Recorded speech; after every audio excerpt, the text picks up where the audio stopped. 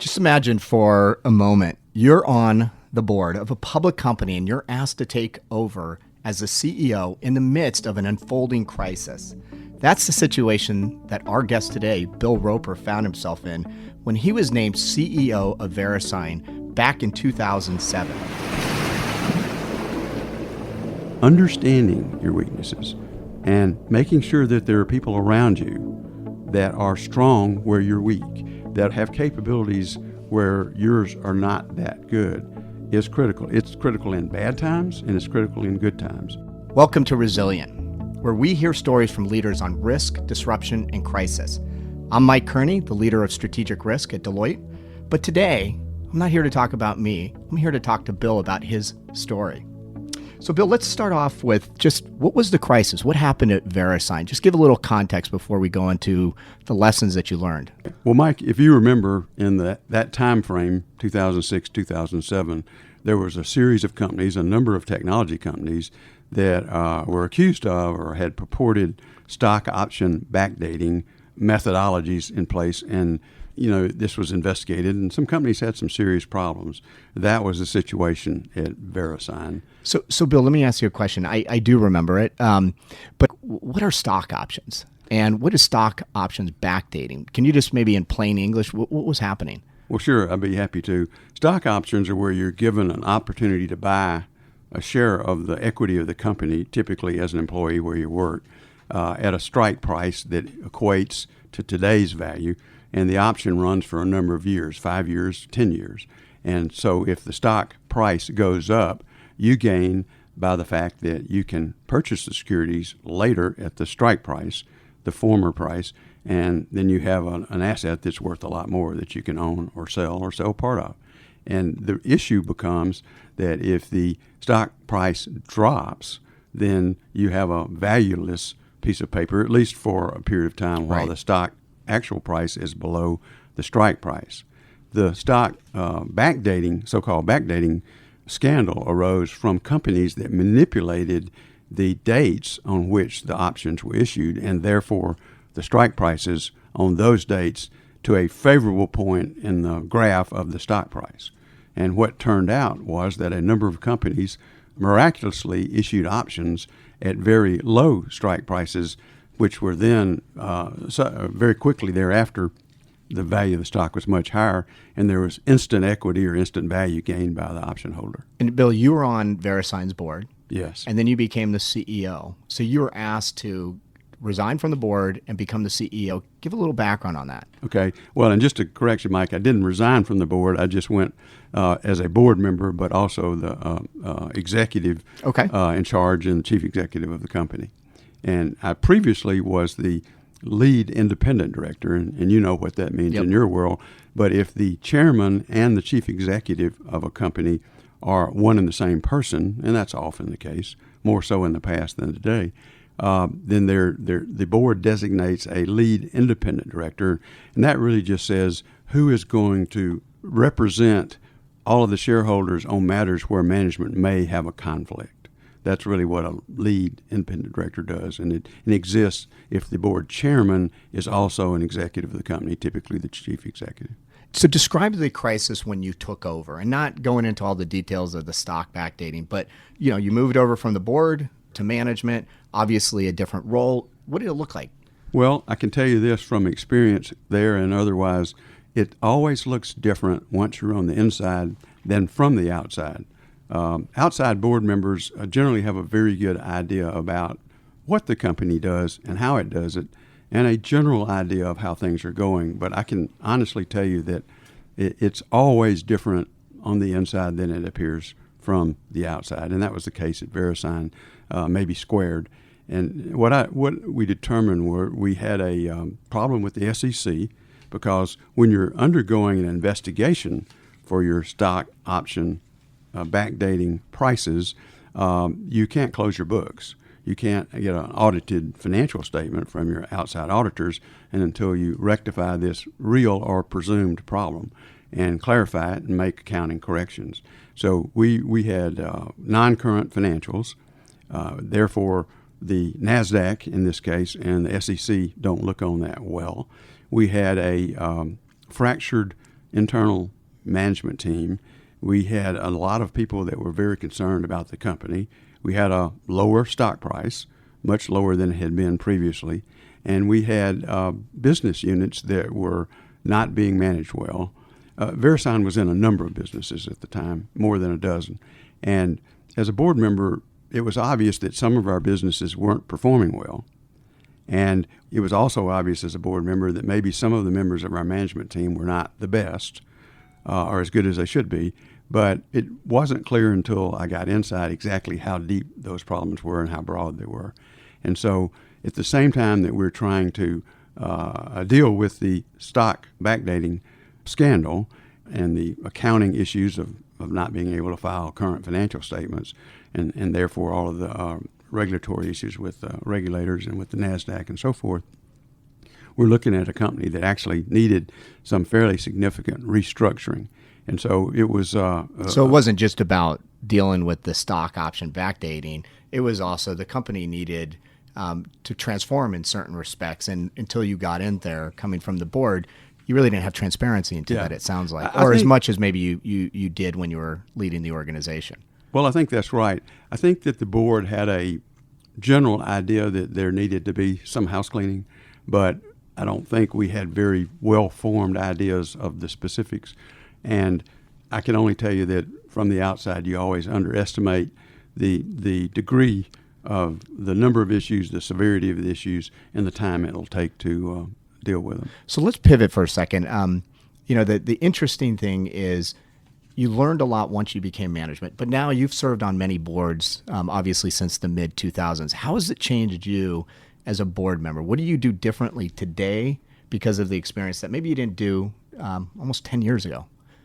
Well, I think, first of all, because of this crisis and others that led to full disclosure and Sarbanes and a lot of other legislation, I think the job of board members is much tougher, and you must be more diligent and you must probe more carefully. So that's kind of just the general atmosphere. I would also tell you from my experiences, I wouldn't say I'm paranoid because I don't view myself as a paranoid person. In fact, I'm very optimistic.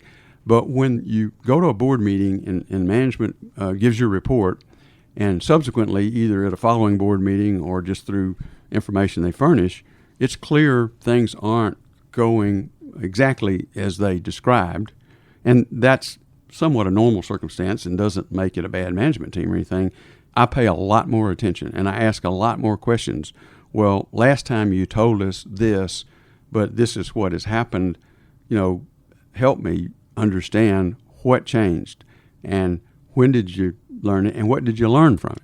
And as long as you get good answers to that, that's almost that's like trust the way but of the verify. World. Trust but verify. Trust but Very verify. well put. Yeah.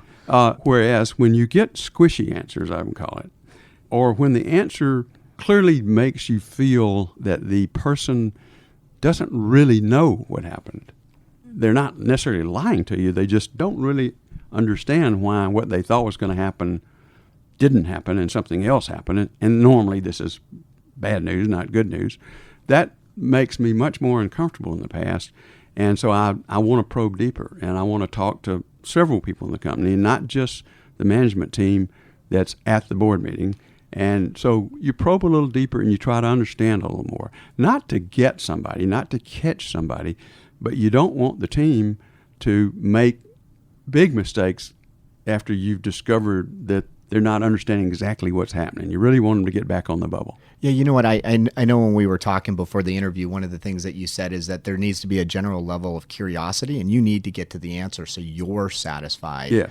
And it sounds like what you do is you just probe and go deep until you get comfort that your answer has been, or your question has been answered. Yeah. And it normally doesn't get to a uncomfortable personal relationship, but it can. If you probe deeply, some people become a little defensive or, defensive reactive. Most executives, whether they like it or not, recognize the board member has a right to probe and they allow it. But you do have to probe a little deeper. And sometimes you have to say, well, I was also talking to, the head of a certain function or department, and they actually said the following, help me square that circle. And, I try not to be confrontational. I try not to be demeaning in any manner, But at the same token, the board member's responsibility is to understand what's going on, be comfortable with it, and assess the quality of management. How did you figure out who was on board and who wasn't? Because you're in the heat of a crisis. I would probably argue time is not your friend at this point in time. So how do you figure that out really quickly? Yeah. Well, the sense of urgency, you're absolutely right. Yeah. Not perfect. I didn't do it perfectly, I would have to tell you. But very quickly, when you listen to what people say and then you watch their actions, you learn a lot, and you have to make some quick calls.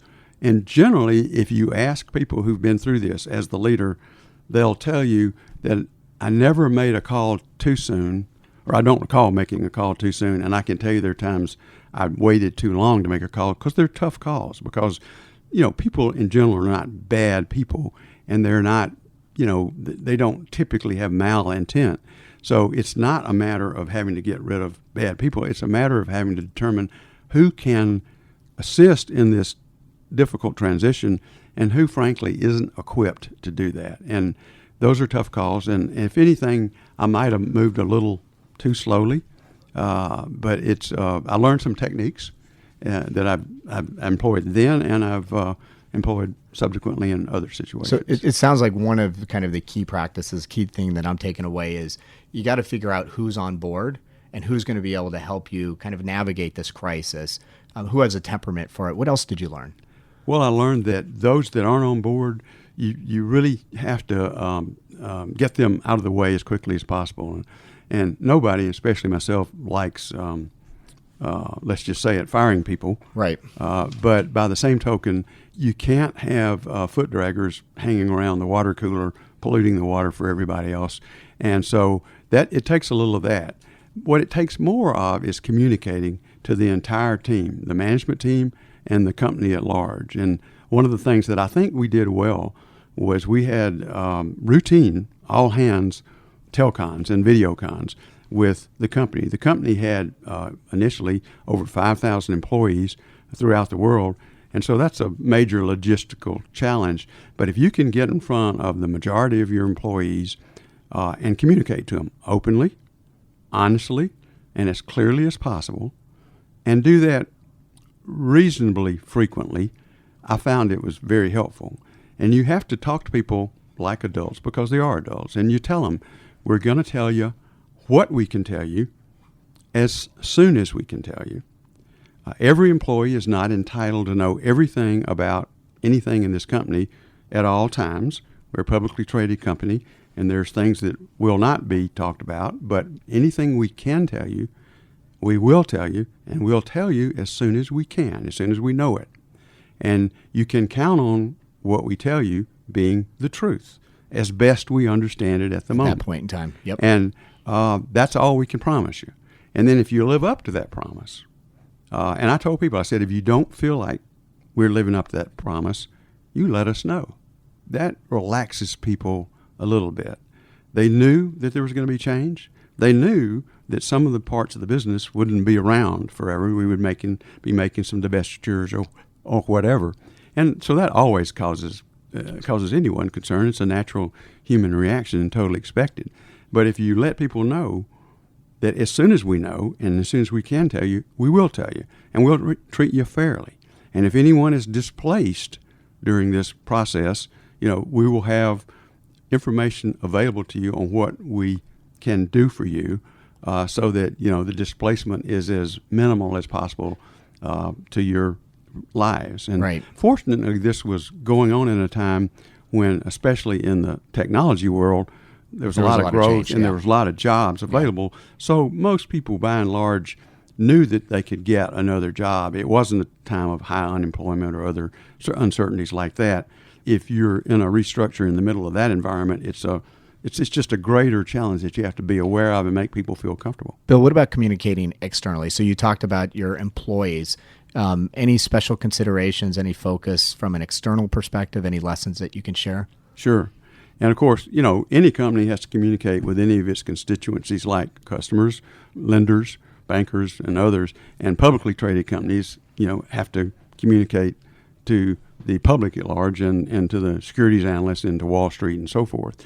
And when you're publicly traded, you have to be very careful how you communicate, what you communicate, and the order in which you communicate it. You can't let people external to the company in on something that you haven't disclosed to the world at large, so to speak, full disclosure and all Right. those regulations. So we were very mindful of that. And what we decided to do was go on the offensive and go straight to the street and tell them the story, tell them everything we knew that's appropriate to tell them outside the walls, and then hold true to that. And if anything changed, let them know, well, something's changed. We did that with our constituencies, the customers. We did it with our bankers and regulators. Of course, the accountants were all over it. Right. They're inside the wall, really. And we did that, and I think we did a pretty good job there. If you'd like an anecdote, I can give you one. I'd love one. But when I was first involved and we were communicating this around, we were going around and meeting with major institutional investors, and I found myself in Boston in front of Fidelity Investments, one of the largest investment managers in the world. And I was given a pretty good lecture by a investment officer there who had apparently been an investor in, his fund had been an investor in VeriSign and had lost a lot of money. And he told me that the predecessor management was not held in high regard, and that felt like they had misled them, and that it was just not the kind of environment they would ever invest in again. And, so I was wasting my time Spending the day with him. Yes, right. going to Boston and talking to him. Yep. And so, you're sitting there, you've got an hour time slot, and he tells you that in the first 5 minutes.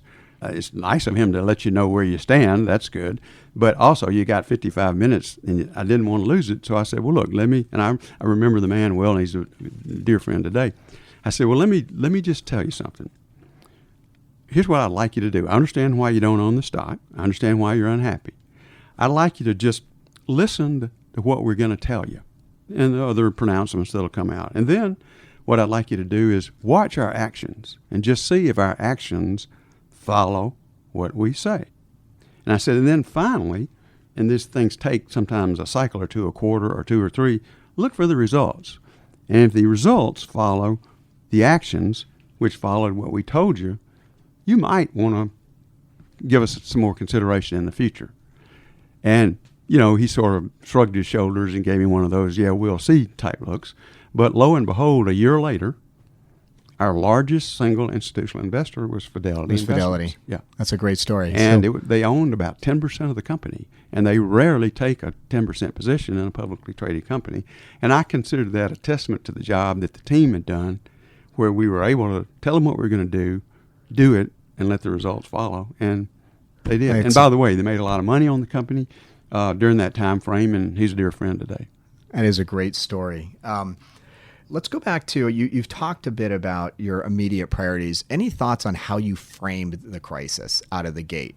And really what I'm getting at is there's many different ways you can frame a crisis. It could be the specific incident, and that could be the stock backdating, but it could be something broader. How did you think about framing the crisis? And you alluded to it a bit earlier about it not just being about this SEC investigation, it's more about the transformation of the business. Any perspectives on how you effectively frame the crisis out of the gate?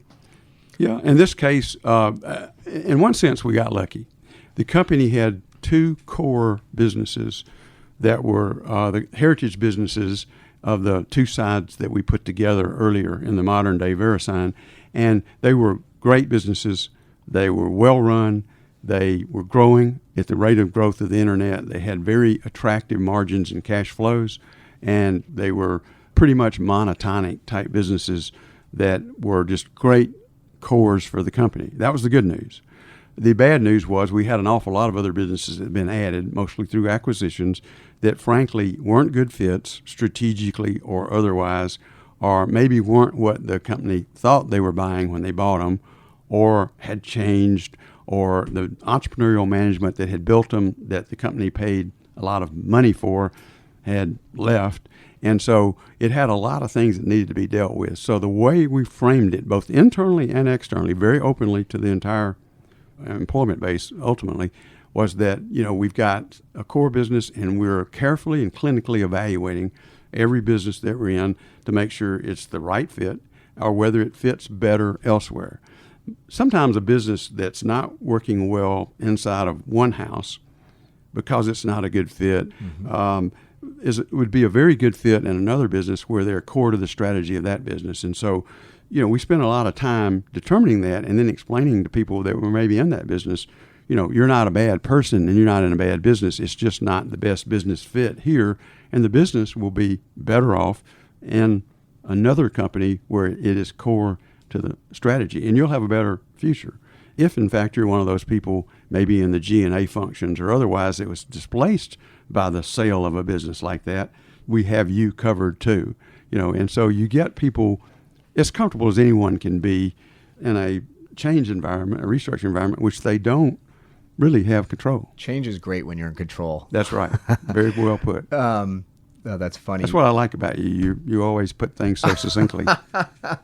So it sounds like in many respects, the story that you're talking about, and we see this in certain companies and not in others, is that good can come out of a crisis. It could be cathartic to a certain degree.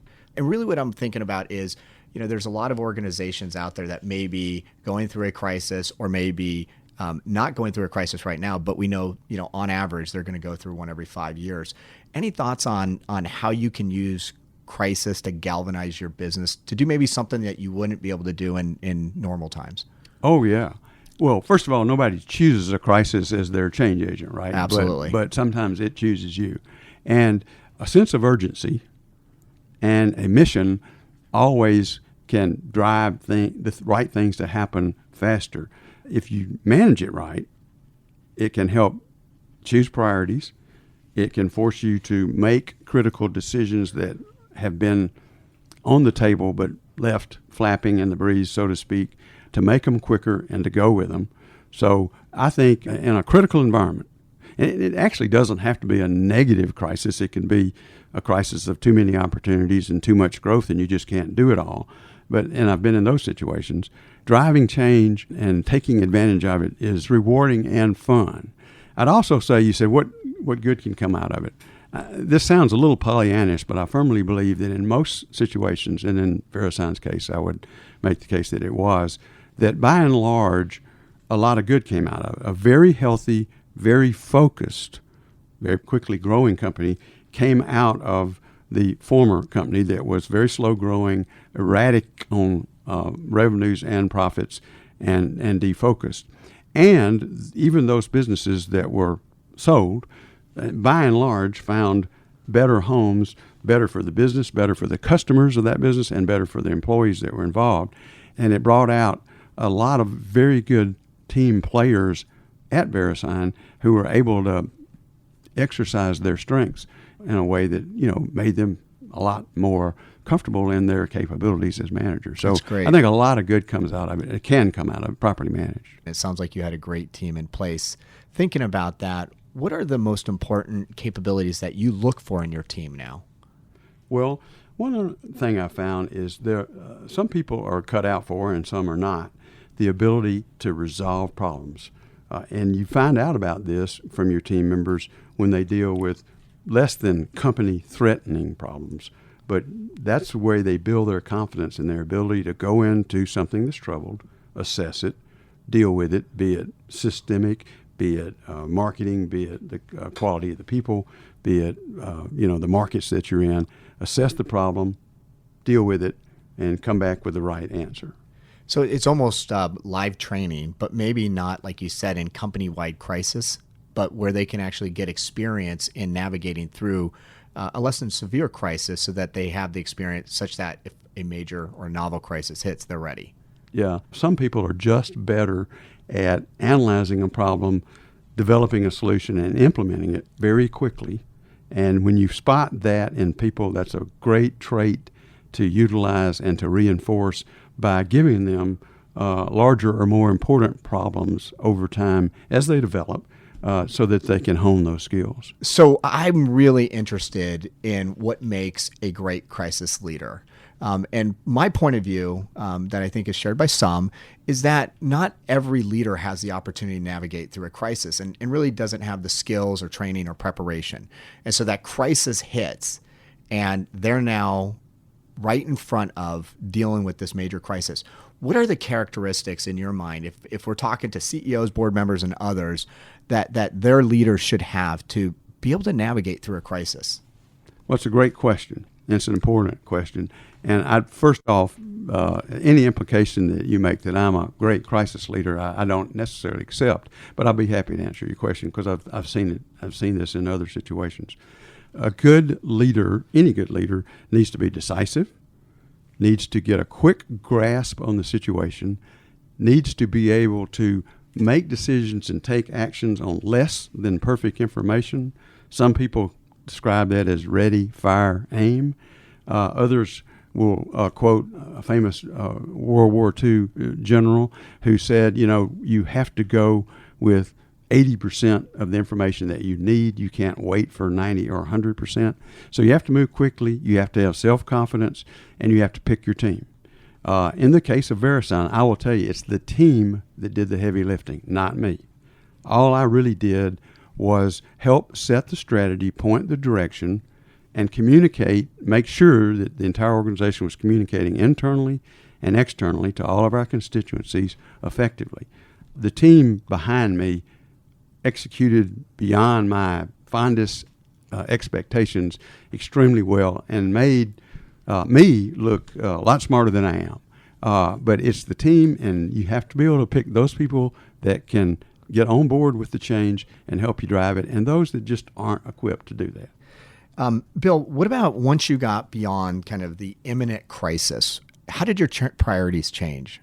Or did they? The urgency, maybe the sense of urgency goes away just a bit, and you have to guard against that because you don't want anybody to relax. And I learned from a former CEO I'd had over the years that prematurely taking victory laps is not a healthy exercise.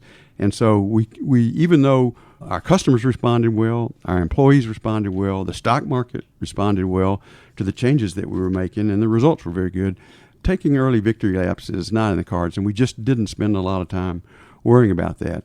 You still got to focus on execution because just saying we're going to rebuild the company around a few healthy businesses and doing it are two different things. So execution is critical. You can't let people relax too much. I mean, you go from 7 by 24 to, what I call just working half days, 12 hours a day, right? And that sort of thing. But it's still a lot of work to be done. And even as we divested a number of businesses and we redeployed the funds to build the company and repurchase shares while they were cheap and a number of other things that turned out to be good ideas, you have to keep your guard up because, like I think you mentioned a minute ago, that every 5 years or so, well, if you want to ensure that you'll have another one in 5 years or so, just get comfortable and sit back and relax for a minute, and I promise you it'll happen again. What about, and hopefully you're okay with me asking this question, but just thinking about it personally, what was the toughest part for you? Well, I think recognizing that the decisions you're making impact individuals' lives, and some of whom, they're all good. By and large, 99% of the people, or greater than that, are good people. Yep. They didn't necessarily put themselves or intend to put themselves in a situation where there's going to be dramatic change and that they might not be equipped to deal with that. Or they didn't mismanage the business they worked ably for. And so the impact it has on people and their families and that sort of thing is probably the hardest decision. Again, we had the wind at our back in terms of most of the people in the company were very employable, so that if they were at risk or felt like they were at risk, there was some comfort that they wouldn't go through a prolonged period of unemployment or something like that. And also that the work that they did, technology people tend to be very committed to the technologies or the markets or the customers or the solutions that they're bringing forth, especially new solutions, new ways to do something better than the old way. And so as long as they're productively doing that, they tend to be very employable very happy or committed to the exercise, even though, again, nobody likes change, especially they believed when in the you're not VeriSign driving. cause, the business. Yeah, definitely.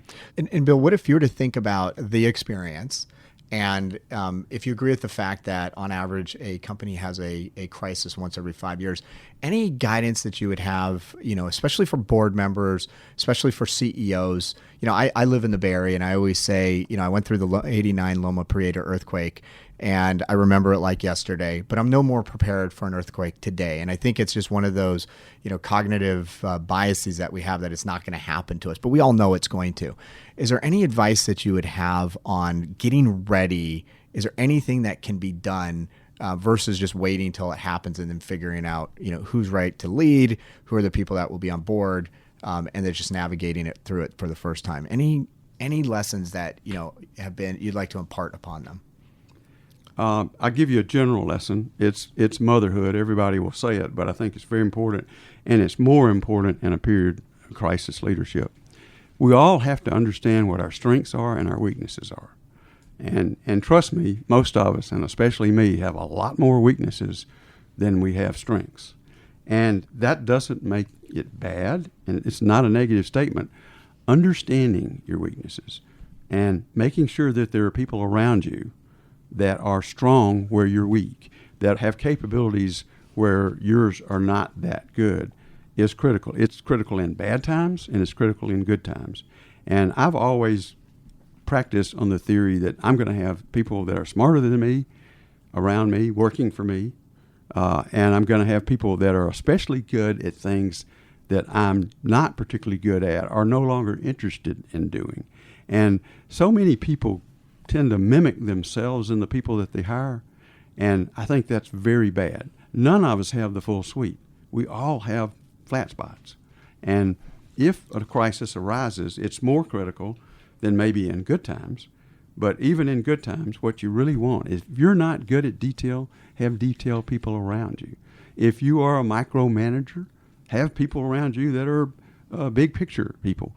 I think I have a pretty good inventory of areas where I'm not the best, and if I ever forget them, my wife, my wife as well, will remind me of them. You do need somebody around you, a spouse, a business associate, a close friend, who will level you a little bit every now and then, and point out your shortcomings to you. I think that's very helpful. I hear what you're saying is you got to bring somebody in that really checks, the logic of your decisions, your way of thinking, and maybe, like you said, thinks a bit differently about the world than you do. Yeah. Can I tail on to that? Absolutely. The old expression, it's lonely at the top. Yep. I didn't find it lonely at the top, but I'll tell you what I did find. And it's so simple that I don't know why I didn't know it before. But having worked in companies where I was anywhere from the number 2 person in the company to the number X person in the company, and, all of a sudden I find myself as the chief executive of a meaningful size enterprise. And my jokes got funnier. My neckties got must have better taste. And I seemed to be taller, and people were so much nicer to me. And, suddenly one day I realized, actually, I hadn't gotten taller or better looking or funnier or wore any better clothes. In fact, I wore the same clothes I used to wear. People are very complimentary of the boss, and you have to recognize that's human nature, and so don't take any of that too seriously.